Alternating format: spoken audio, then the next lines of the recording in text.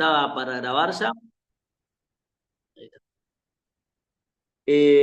Lo que estábamos hablando es de la metáfora, la segunda metáfora estructural en la iglesia como templo espiritual, y hacíamos una referencia a Juan 2, 18 al 21, donde Jesús se coloca como Él como templo espiritual. Y al colocarse Él como templo espiritual y comprendiendo lo que Pablo va a decir, no solamente está Él reconociéndose como templo espiritual, sino también que la iglesia está vista como templo espiritual, como templo espiritual. La iglesia también es reconocida como un templo espiritual en donde es partícipe de lo que Jesús va a estar haciendo. Y es el lugar sagrado en donde Dios va a morar.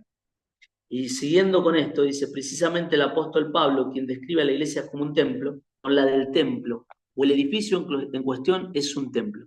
En Efesios 2, 21 y 22, Pablo dice, en él, en Cristo, todo el edificio bien armado se va levantando para llegar a ser un templo santo en el Señor. En él también ustedes son edificados juntamente para ser morada de Dios por su Espíritu. Esta figura enfatiza la finalidad a la que está destinada la construcción. Se trata de un templo, es decir, se trata de un lugar sagrado. En este templo Cristo es el sumo sacerdote. El deseo de Dios ha sido siempre el morar en medio de su pueblo. Por eso este edificio debe servir primordialmente para ser morada de Dios por su Espíritu. Evidentemente no se trata de cualquier edificio, sino de un edificio espiritual. Pedro aclara esto cuando dice, al acercarse a él, también ustedes son como piedras vivas con las cuales se está edificando una casa espiritual. La misma idea está detrás de las palabras de 1 Corintios 3, 17 y 18, cuando dice, ¿no sabe que ustedes son templo de Dios y que el Espíritu de Dios habita en ustedes? Si alguno destruye el templo de Dios, él mismo será destruido por Dios, porque el templo de Dios es sagrado y ustedes son ese templo. Ahora Pablo no afirma esto en relación con cada creyente individual, sino en relación con el conjunto de creyentes, es decir, en relación con la iglesia. De hecho, el contexto es claro en mostrar que Pablo está pensando en la comunidad como un todo y no tanto en la idea de creyentes individuales.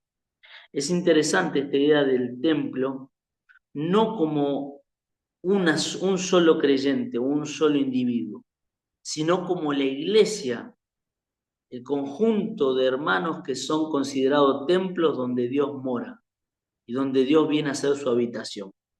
Es muy interesante porque a veces hemos hecho demasiado énfasis en el individuo y hemos dicho, yo como individuo soy templo del Espíritu Santo. Si bien esto es parte de la verdad, pero el mejor contexto es verlo como la iglesia siendo templo del Espíritu Santo y de la morada de Dios.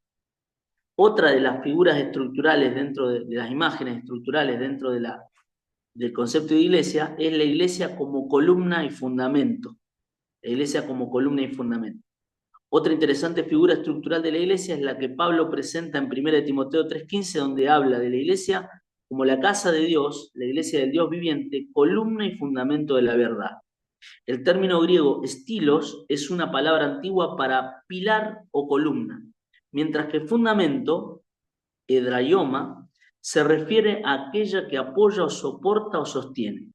La figura enfatiza la doble función de la iglesia como medio de adornar la verdad de Dios en Cristo y de defender esa verdad de los ataques del enemigo. El cometido es sagrado, es dar a conocer a todos el misterio de la piedad en sus diversas facetas.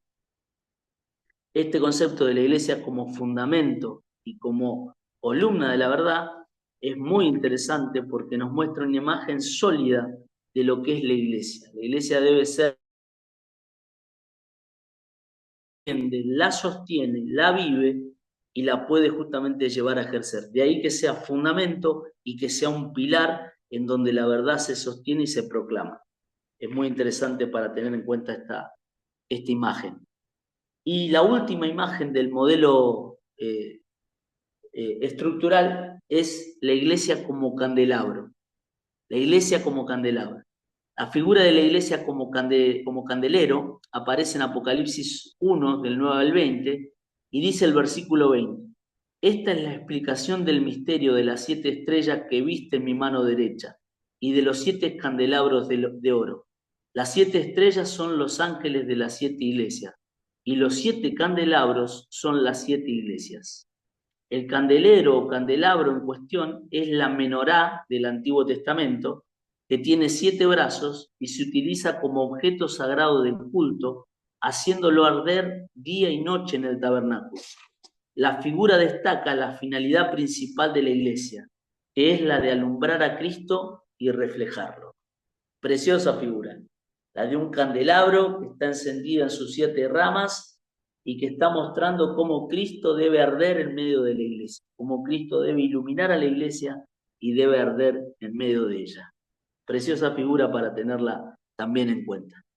Muy bien, no sé cómo estoy con el tiempo, quería Perdón, preguntarle a Ana. perdón, Sí. ¿qué capítulo era de Apocalipsis? Capítulo 1, versículos 9 al 20. Gracias. Recién empezamos Dice, esta reunión. ¿eh? Recién empezamos la reunión, así que tenemos. Bueno, porque tengo 2 modelos más para mostrar. Uno es el modelo relacional, o modelos relacionables, que tienen que ver con relación. Hay imágenes de la iglesia que tienen que ver con diferentes tipos de relaciones. Algunas apuntan a relaciones primarias y otras a relaciones secundarias. Desde esta perspectiva, el Nuevo Testamento presenta por lo menos 5 figuras o imágenes de relación. La primera la primera imagen de relación es la iglesia como el nuevo Israel. La iglesia como el nuevo Israel. El pacto de Dios con Israel en Éxodo 19, 5 y 6 terminó en fracaso, según Romanos también 10, 16 al 21. Pero Dios no se ha quedado sin un pueblo que cumpla con su misión redentora, la que Él se propuso llevar a cabo a través de Jesucristo. Es así que en su plan de salvación, Dios establece el nuevo Israel. Para los primeros cristianos esta imagen fue significativa, ya que identificaba a la iglesia como el pueblo elegido de Dios en el cual las promesas de la historia de la salvación hallaban su cumplimiento. De ese modo se concebían a sí mismos como el verdadero y nuevo Israel. Los que no eran pueblo de Dios ahora eran llamados hijos del Dios viviente y pueblo que pertenece a Dios, por ejemplo en primera de Pedro 2:9. La imagen de la iglesia como pueblo de Dios fue probablemente la primera y la más fundamental para la autocomprensión de la iglesia. La frecuencia con que la imagen se menciona en el Nuevo Testamento es prueba de esto. Son numerosos los pasajes que hablan de la iglesia como pueblo de Dios. Juan Driver dice, la comunidad mesiánica asumió sin más la imagen de pueblo de Dios para expresar su autocomprensión eclesiológica. Jesús comprendió que era su misión cumplir la ley y los profetas, y la comunidad del Mesías se comprendía como verdadero pueblo de Dios, el verdadero Israel, el verdadero linaje de Abraham, la verdadera circuncisión, el verdadero templo, la verdadera congregación de Dios. Estas referencias en el Nuevo Testamento, metáforas relacionadas con la condición del pueblo, fortalecían más la autocomprensión de la comunidad mesiánica como pueblo de Dios. El cuadro también que representan en Romanos 11, 17 al 24 del olivo es una ilustración clara de este concepto de la iglesia como pueblo de Dios. Pueden buscar Romanos 11, 17 al 24, el cuadro cuando habla del olivo, que somos un olivo injertado nosotros y que el pueblo de Israel es un olivo natural. Ahí nos está haciendo clara referencia de que el pueblo gentil también es el pueblo de Dios y así se comprendía la iglesia en ese momento, como el nuevo Israel. Romano, Otra de ¿cuál me las dijo? imágenes, sí, Romano 11. Romanos 11, del 17 al 24. Otra de las imágenes es la iglesia como la esposa de Cristo, la iglesia como la esposa de Cristo. Esta imagen o figura de la iglesia como esposa está tomada del Antiguo Testamento. Oseas desarrolló dramáticamente esta imagen en Oseas 2, 19 al 20. Isaías la utilizó para ilustrar la relación vital entre Dios y su pueblo. Tan fuertemente instalada estaba la idea del pueblo escogido como esposa de Dios que su olvido del Señor y su compromiso con la idolatría es considerado como adulterio espiritual, según Jeremías 3, 8, 14 al 20. En el Nuevo Testamento la imagen es aplicada a la iglesia de Cristo como pueblo redimido por el Señor. Esta figura tan conocida se menciona en 2 ocasiones en las cartas de Pablo. La primera se encuentra en 2 Corintios 11, 2 y 3, donde el apóstol dice: el celo que siento por ustedes proviene de Dios, pues los tengo prometidos a un solo esposo, que es Cristo, para presentárselos como una virgen pura. Pero me temo que así como la serpiente con su astucia engañó a Eva, los pensamientos de ustedes se han desviado de un compromiso puro y sincero con Cristo. Nótese que en estas palabras el énfasis cae en la pureza y fidelidad de la esposa. La iglesia, como la esposa de Cristo, debe ser pura. La otra referencia a la iglesia como la esposa de Cristo es más recordada y se encuentra en Efesios 5, 21 al 23. Dice Pablo: sométase unos a otros por reverencia a Cristo. Esposas, sométanse a sus propios esposos como al Señor, porque el esposo es la cabeza de su esposa, así como Cristo es cabeza y salvador de la iglesia, la cual es su cuerpo. Así como la iglesia se somete a Cristo, también las esposas deben someterse a sus esposos en todo. Aquí el énfasis cae en la sujeción al esposo, al amor mutuo y el proceso continuo de santificación llevado a cabo por el esposo. El esposo santifica a la esposa. En este caso es Cristo santificando continuamente a su iglesia. En Perdón, estos pasajes, perdón, sí, pastor. sí, Perdón, Proverbios 31, que muchas veces fue tomado como de la esposa, eh, una buena mujer virtuosa, también se refiere a la iglesia como esposa de Cristo, como debe ser la ajá, iglesia. sí, sí, sí, justamente puede ser una tipología. Esa mujer puede ser un tipo de cómo sería la iglesia.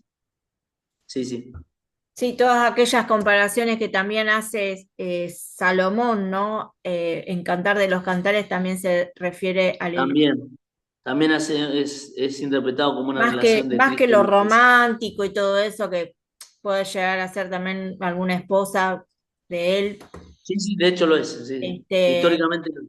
también creo que se refiere a la pureza de la iglesia. Ujú. Muy bien, y a la relación de Cristo con la iglesia. Sí, sí, sí, también ha sido interpretado así. Bien, vamos a seguir un poquito más. En estos pasajes paulinos lo que se destaca en la imagen de la iglesia como la esposa de Cristo es la comunión e íntima relación de la iglesia con su Señor. En otros textos, como algunos pasajes de Apocalipsis, la imagen tiene un claro sentido escatológico. El matrimonio espiritual entre Cristo y su iglesia será consumado cuando Él retorne en gloria y reúna a su pueblo consigo. Las bodas del Cordero no se han cumplido todavía, pero se cumplirán al final del tiempo en la plenitud de la consumación final. La esposa en estos textos es una prometida que espera a su novio hasta que él venga. Hay tres pasajes en Apocalipsis que presentan esta figura de la iglesia como esposa de Cristo. El primero está en Apocalipsis 19, 7 al 9, donde el texto se refiere a la alegría de la boda celestial. Alegrémonos y regocijémonos y démosle gloria. Ya ha llegado el día de las bodas del Cordero, su novia se ha preparado y se le ha concedido vestirse de lino fino, limpio y resplandeciente. Dichosos los que han sido convidados a las cenas de la boda del Cordero. El pasaje pone énfasis en la unión definitiva y permanente de Cristo con su esposa la iglesia. El segundo pasaje se encuentra en Apocalipsis 21, 2 y 9, donde se destaca el carácter consagrado de la prometida. Vi además la ciudad santa, la nueva Jerusalén, que bajaba del cielo, procedente de Dios, preparada como una novia hermosamente vestida para su prometido. Se acercó uno de los 7 ángeles que tenía las 7 copas llenas con la última 7 plagas. Me habló así: ven, que te voy a presentar a la novia, la esposa del Cordero. Es evidente que el Cordero es Cristo, el esposo de la iglesia. Hablando de él y de su relación y de su ministerio con el de Jesús, Juan el Bautista señaló que el que tiene a la novia es el novio, pero el amigo del novio está a su lado y lo escucha y se llena de alegría cuando oye la voz del novio. Esa alegría es la alegría que me inunda.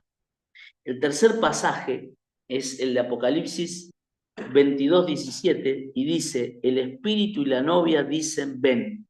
Aquí se presenta la relación de la esposa con el Espíritu en el cumplimiento de la misión de anunciar las buenas nuevas tocante a Jesús.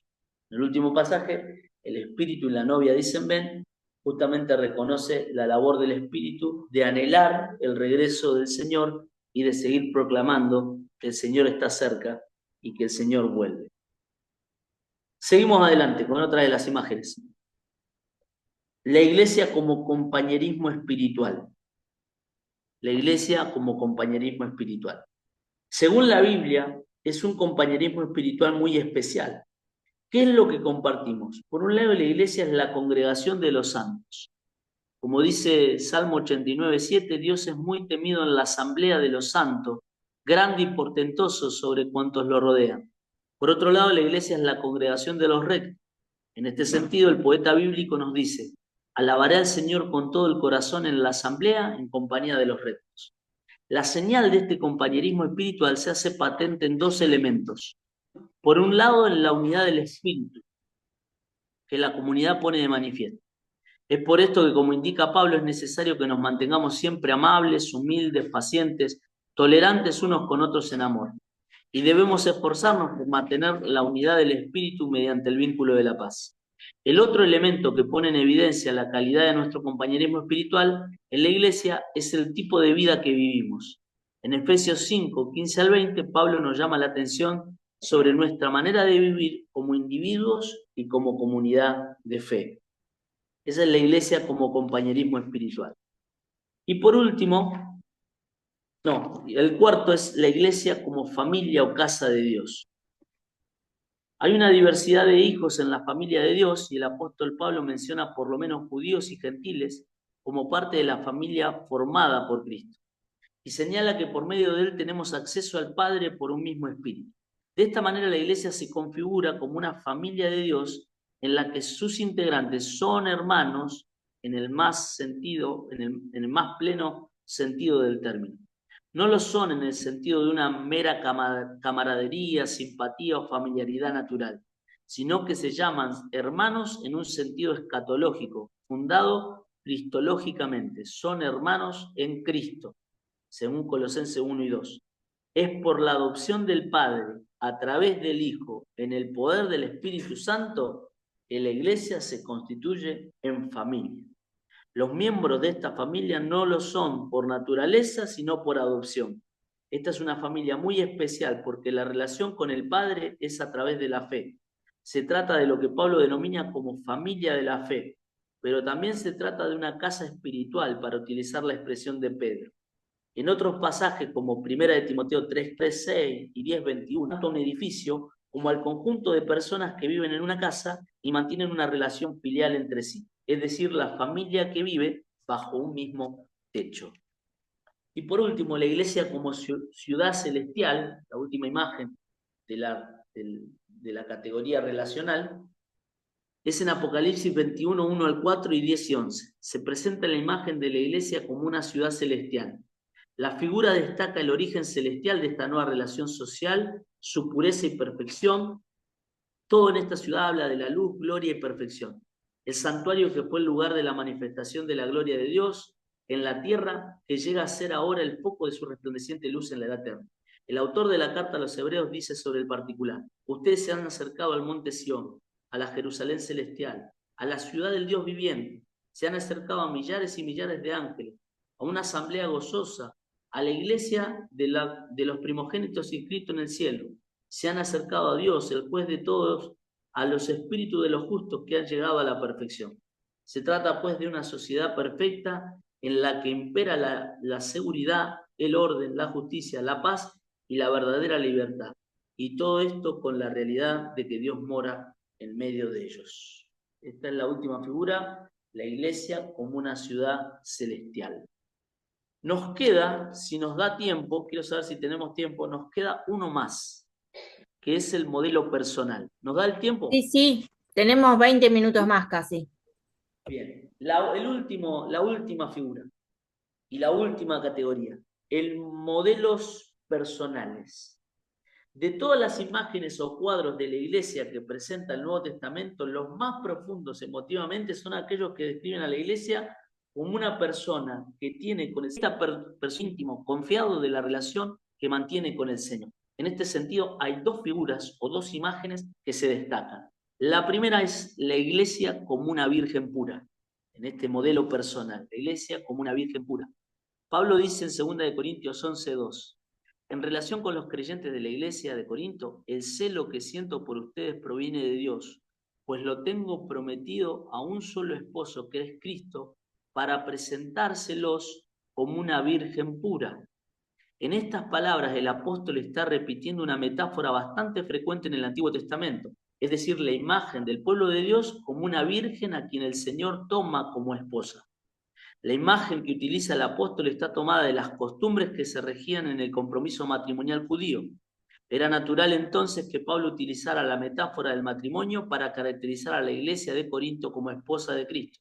Se esperaba que la prometida al momento de la boda fuese virgen. El adjetivo que califica al término virgen es agnos, y en su aplicación en este contexto aparece aquí y en varios otros. Tal de la palabra parece ser la de libertad, que enfatiza la pureza. Metáfora es la iglesia como una señora elegida. Esta es la imagen que utiliza el apóstol Juan en su segunda carta, en la que escribe a la señora elegida y a sus hijos, en 2 Juan 1, 4 y 13. La señora elegida en estos versículos es muy probablemente una iglesia local. Evidentemente es una iglesia a la que aman todas las personas que conocen la verdad. El versículo 4 dice que algunos de los hijos están caminando en la verdad o poniéndola en práctica. En los versículos, evidentemente, lo cual muy probablemente sugiere la mirada o escogida, la forma femenina 13. La figura subraya el carácter corrupto entre la idea que nos puedan ayudar y que nos brindan una forma de ser de la iglesia que a veces se puede perder, pero que la podemos recuperar si hacemos de esta imagen una imagen viva, una imagen dinámica, una imagen que me pueda hablar dinámicamente a mi realidad. Por eso me parecía muy interesante para tenerlo en cuenta estas imágenes, para que nos ayuden a ver cómo es la iglesia y cómo tiene que ser la iglesia en estos tiempos. Volver a leernos a través de estas imágenes. Muy bien, yo culmino aquí. No sé si hay alguna pregunta, si hay algo que quieran hacer.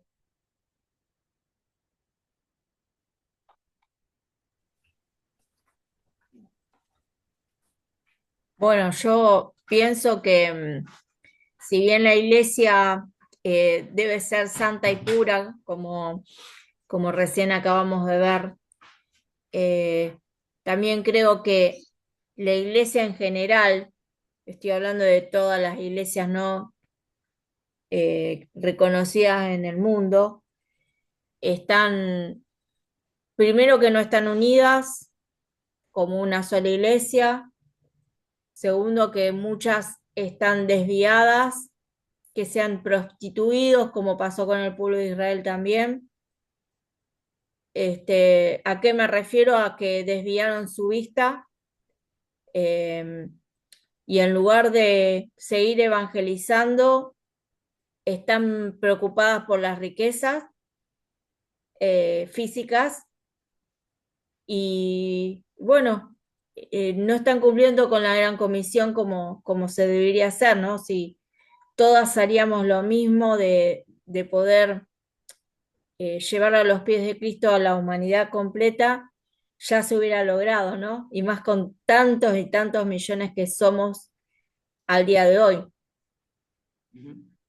Eso Sí, simplemente me sale esa comparación, ¿no? claro. Por eso me parece que está bueno que nosotros podamos vernos a la luz de lo que la iglesia tendría que ser.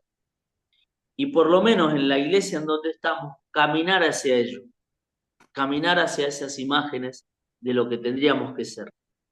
Revisarlo, volverlo a ver y poder ir caminando hacia ello y también instar a que otras iglesias, en la medida que nos escuchen, poder animarlos a que podamos caminar juntos en este hecho de decir nos parecemos más a Cristo, buscamos más de Él, queremos más de su pureza. Es algo que nos va a ayudar al hecho de ser iglesia. Me parece que es el camino que tenemos que tomar, ¿no?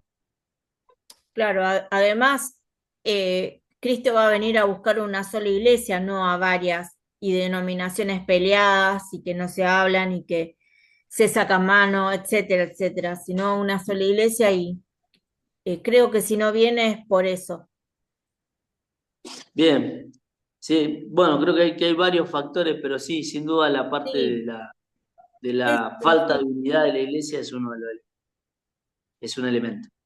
Por eso volver a unirnos, trabajar por la unidad de la iglesia, es algo que nos cuesta más, pero me parece que es necesario tenerlo. Poder estar trabajando en la unidad de la iglesia, poder hacer cosas que manifiesten esta unidad. Y lo bueno de esto es que la unidad que tenemos como iglesia la tenemos ya la tenemos, no la tenemos que fabricar. Es decir, nos guste o no nos guste, ya somos hermanos en Cristo. Si estamos en Cristo, somos hermanos. Entonces lo que hay que hacer es guardarla, preservarla, cuidarla, fomentarla, pero ya la tenemos. Así que bueno, tendríamos que vernos así y cambiar nuestra manera de pensar tal vez. Muy bien, no sé Agustín si tenías algo para decirnos, para charlar. No, con respecto a eso último que decía que somos la iglesia, que somos hermanos sobre todas las cosas. Y Mm, cuántas veces, ¿no? Hay problemas incluso dentro de la familia de uno, digamos, que somos hermanos de sangre, hermanos de carne, diríamos, y, y suele haber esos inconvenientes. Cuánto más, ¿no? En una iglesia que muchas veces hay diferentes personas con diferentes características, pero lo bueno es tener una sola visión y tener un solo pensamiento, como dice la palabra, ¿no? De que vamos a la iglesia, somos desconocidos, pero estamos unidos por un solo sentir, que vamos a adorar, que vamos a alabar a Cristo, que tenemos que predicar a Cristo, y bueno, esa unidad se tiene que fortalecer más que nada, y a veces mm, cuesta porque somos personas y somos personas con diferentes características, se puede decir. Pero el asunto es cómo nos ve el Señor a todos. Si uno entiende eso, cómo nos ve a todos, yo creo que las diferencias se tienen que perder. claro. Y sí, por ahí las barreras se van a superar. Lo que a mí me gusta, por ejemplo, es este hecho de decir, nosotros somos hermanos y porque somos hermanos, en Cristo esas barreras ya están superadas. Ya Dios hizo una nueva creación y ya Dios separó las enemistades entre gentil y judío. Ya no hay más barreras. El problema es que la podamos poner en práctica, pero como una realidad espiritual ya la tenemos. Entonces, eso tal vez sería que se nos abra los ojos como para ver que esa verdad espiritual yo ya la tengo y la puedo disfrutar. Claro, eso es el asunto que, bueno, gracias a Dios de que podemos estar haciendo esta clase, escuchando esto y poder contagiar a otros y comentarles a otros, ¿no? De lo que dice la palabra, lo que el Señor nos habla, ¿no? Para que esas barreras, eh, que ya es como decir, la victoria ya la tenemos, el Señor plantó la bandera de victoria, entonces tenemos que seguir caminando, vamos a tener trabas, vamos a tener luchas, pero ya está, la victoria ya está, así que esas barreras van a estar, pero la tenemos que saltar, tenemos que hacer como esas carreras con obstáculos, ir saltando porque Dios ya nos dio la salida. ¿Mm? Es así. Muy bien. Consulta que les hago. La semana que viene vamos a tener el tiempo como para entregar los trabajos que nos quedan. Si quieren, ustedes pueden entregarlo la semana que viene, si los quieren imprimir o si los quieren mandar por mensaje, no hay ningún problema, como ustedes lo consideren mejor. Y serían tres los trabajos que tuvimos en esta materia. Así que la semana que viene estaríamos cerrando, bueno, teniendo la oportunidad de entregarlos cuando nos veamos de manera presencial. Si hay alguna duda sobre el trabajo, si hay algo para preguntar y todo, no hay ningún problema, pueden preguntarme por WhatsApp, ahí en el WhatsApp que tenemos juntos, y podemos hacerlo. Pero me parece que los trabajos son accesibles, se pueden hacer. Así que bueno, tenemos hasta la semana que viene para entregarlos. Bueno, listo entonces, pastor. Muy bien, no Hermana, sé si hay alguna cuestión, Analía, algo que querías agregar o algo. No, simplemente que bueno que podamos estar estudiando en este tiempo, ¿no? Todo esto porque, bueno, nos hace bien recordar todas aquellas cosas que estamos cometiendo errores como iglesia que somos, Ujú. Sí, simplemente. sí, nos hace también confiar en la obra de Dios, ¿eh? Eso. Me parece que no, nos pone también con la capacidad de confiar en lo que el Señor nos ha Y, dado. y también cambiar nuestra manera de pensar con respecto a otras denominaciones. Estoy hablando desde sana doctrina, no desde sectas, eh, Ujú, que podamos aprender como iglesia de Argentina, ¿no? Especialmente, no estoy hablando de las otras, que podamos sinceramente cambiar nuestra manera de pensar en este tiempo, ¿no? ujú. Sin duda, sin duda. Muy bien. Bien, hermanos, nos estamos viendo entonces la semana que viene, presencial, si el Señor quiere. Nos vamos a estar viendo ahí en Casa Bautista. Así que bueno, y vamos a estar cerrando esta materia. Muy bien. Que el Señor les bendiga entonces. Nos estamos Bendiciones, hasta viendo. el lunes próximo. Hasta el lunes próximo. Hasta el lunes próximo. Chao, chao. Chao, Chao. chao.